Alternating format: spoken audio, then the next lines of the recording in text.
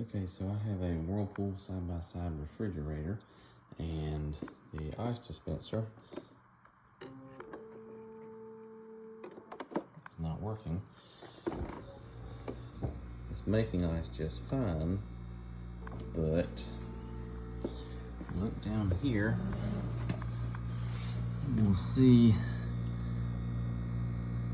that blue wire has broken, and that is the reason that the auger is not dispensing ice.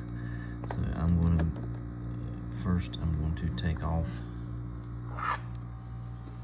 this piece here. That way I can get to it a little bit easier and fix that blue wire, and that should take care of our problem. I hope this helps.